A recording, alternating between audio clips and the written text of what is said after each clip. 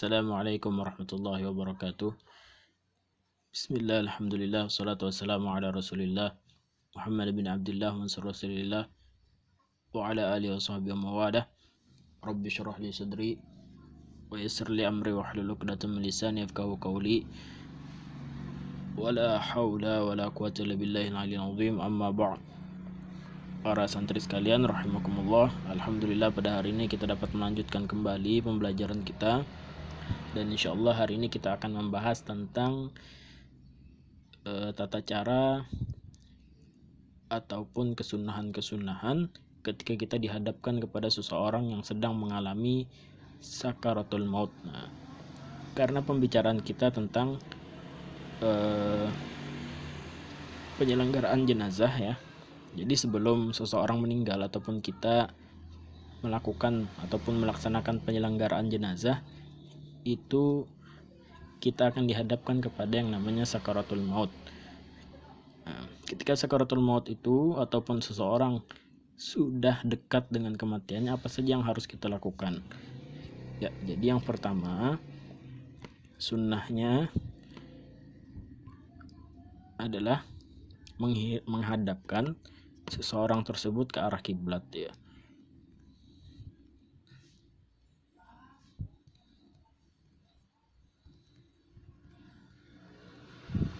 Jadi bisa dimerengkan atau ditelentangkan ya. Jadi supaya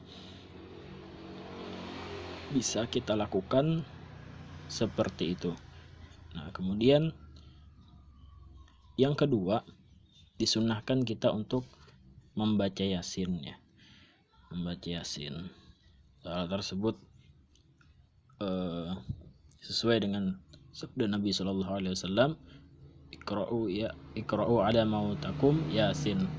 Bacalah di sisi orang yang ingin meninggal di antara kalian itu surat Yasin. Kemudian juga surat Ar-Ra'du ya. Surat Ar-Ra'du. Ya, ini fadilahnya supaya ruh tersebut mudah untuk dicabut. Kemudian yang ketiga itu disunnahkan kita untuk mentalkinkan mayat.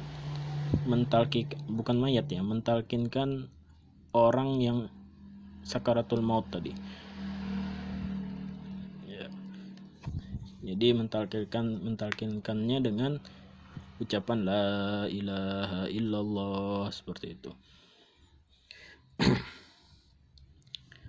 Hal ini pun sesuai dengan sabda Nabi SAW, lakinu mautakum bila ilaha illallah. Talkinkan, kata Nabi, talkinkan orang yang hendak meninggal di antara kalian dengan la ilaha illallah. Nah, itu kalau misalnya orang muslim.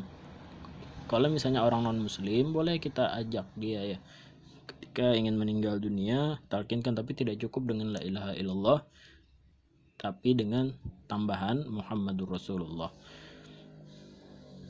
Asyhadu an la ilaha illallah wa asyhadu anna Muhammadar Rasulullah, seperti itu ya. Kemudian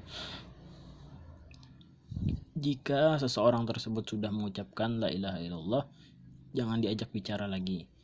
Soalnya nanti bisa jadi ketika kita ajak bicara, itulah yang terakhir kalamnya ataupun ucapannya ya. Sedangkan sabda Nabi SAW, man kana akhiru kalamihi la ilaha illallah dakhalal jannah. Barang siapa yang akhir kalamnya ataupun ucapannya dia mengucapkan la ilaha illallah dakhalal jannah, dia akan masuk surga.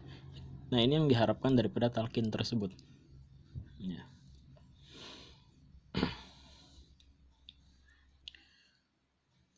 Kemudian jangan seperti menyuruh, baca la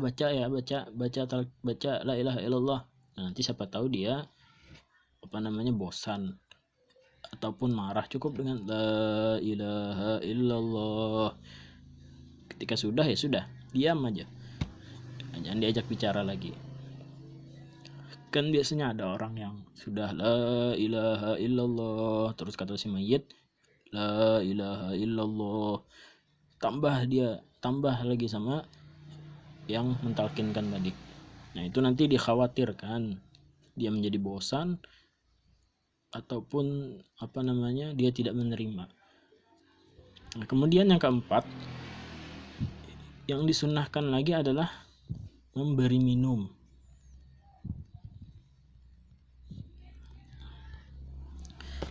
Ya, jadi memberi minum kepada yang hendak mengalami sakaratul maut tadi.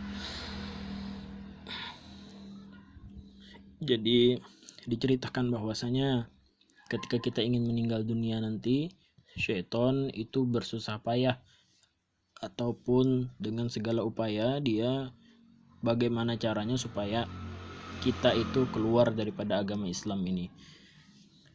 Kebiasaan dia datang dengan menyerupai orang tua misalnya yang sudah meninggal, orang tua kita ya, dia mengatakan, wahai anakku, kamu jadilah seorang Yahudi ataupun Nasrani karena itu adalah agama yang benar, seperti itu.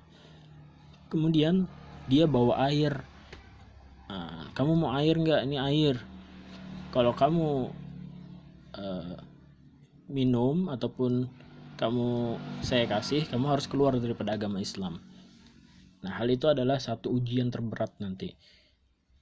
Kalau orang tersebut alim ataupun dia mengetahui hal-hal demikian dan imannya kuat, maka dia tidak akan terpengaruh.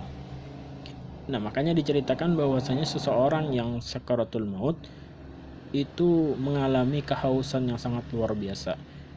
Nah makanya disunahkan untuk memberikan dia minum, baik lewat sendok ataupun pakai kapas. Bibirnya dibasahin bibirnya. Nah, ini pun disunnahkan supaya mempermudah tadi. Kemudian selesai, misalnya dia sudah meninggal dunia ya, tambah lagi satu itu mewudukan ya, ini sunnah ya, walaupun orang tersebut sakit misalnya, tetap kita wudukan ketika waktu sholat misalnya juga. Dia mau sholat atau orang yang sedang tidak bisa bergerak lagi, kita wudukan. Wudunya pakai spray, bisa pakai spray supaya bisa ngalir tetap ya, diwudukan. Keluarganya yang mewudukan. Nah itu jadi dia selalu dalam keadaan suci. Apalagi dia mau meninggal dunia, alangkah bagusnya diwudukan. Kemudian ketika dia sudah meninggal dunia ya ini saya tulis dulu, sunnah ketika roh sudah dicabut. Jadi yang pertama itu adalah menutup matanya ya, jadi mata mayit itu dipejamkan kedua-duanya sambil mengatakan bismillah wa ala millati rasulillah, bismillah wa ala millati rasulillah sallallahu alaihi wasallam. Nah itu tadi. Kemudian mengikat ya kedua rahangnya, yang kedua ya,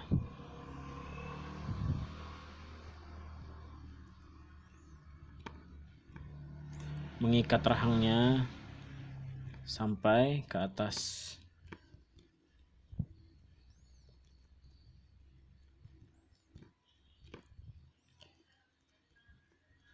ya, jadi sampai ke atas kepala. Itu supaya biasanya kan mulutnya terbuka, seorang yang meninggal itu mulutnya terbuka, supaya tidak terbuka lebar sekali, maka kita ikat biasanya ya. Nah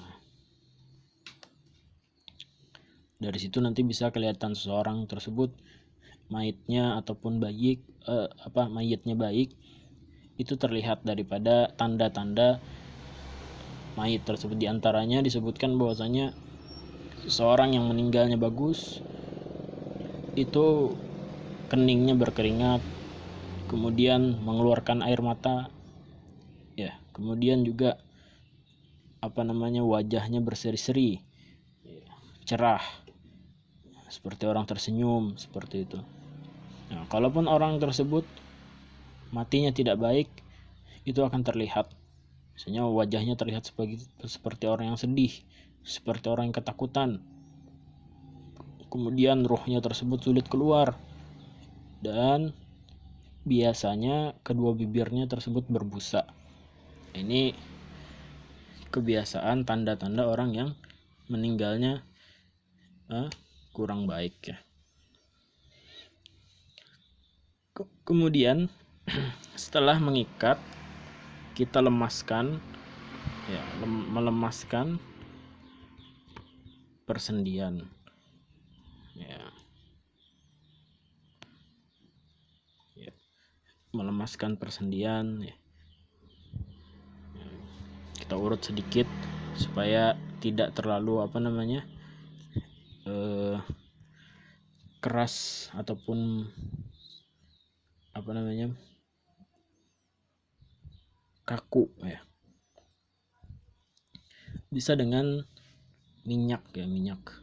Boleh dengan minyak kalau seandainya memang tidak bisa dilemaskan persendian-persendiannya tersebut.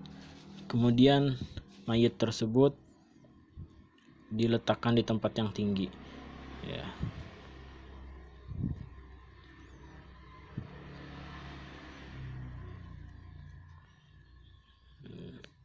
Biasanya kepalanya dikasih bantal, ya.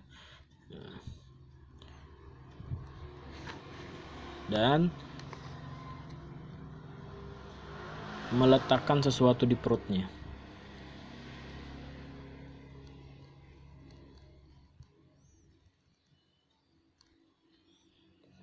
Ini supaya apa? Supaya tidak kembung perutnya. Nah, biasanya itu jangan juga terlalu berat, ya. Yang ringan-ringan seperti buku misalnya, ya, supaya tidak tidak kembung. Biasanya akan kembung kalau misalnya tidak ada penahan, ya. Kemudian juga disunnahkan menghidupkan dupa. Nah, ini biasanya juga harum-haruman sama, ya. Kalau nggak tahan dupa, ya ada harum-haruman. Nah, kemudian segera melunasi hutang, ya. Oh ya, sebelum itu pakaiannya dihapus, pakaiannya dilepas. Nah, biasanya kalau susah itu langsung dipotong aja, pakai pakai gunting dari samping, potong, ya, supaya tidak sulit dan tidak seperti menyakiti mayat, seperti memaksa, tidak, ya, cuma dipotong, ya udah. Nah, kemudian baru lunasi hutang, ya, supaya mayitnya tenang, ya. Bagus itu biasanya kan ada ketika mau disolatkan itu para hadirin, apabila mayit memiliki hutang piutang, maka segeralah menghubungi ahli waris ataupun keluarga, seperti itu. Yang paling bagus itu adalah anaknya yang bilang seperti itu, dan bilangnya seperti apa? Wahai para hadirin, seandainya ayah saya memiliki hutang, maka saya akan menanggungnya semuanya. Nah, maka mayit itu dicabut ruhnya dengan tidak ada membawa hutang, dia akan tenang di sana, ya. Nah, maka inilah sebagian daripada kesunahan-kesunahan ataupun apa yang kita lakukan ketika menghadapi seseorang yang sedang sakaratul maut ataupun setelah dicabut rohnya, ya. Ini aja dulu. Assalamualaikum warahmatullahi wabarakatuh.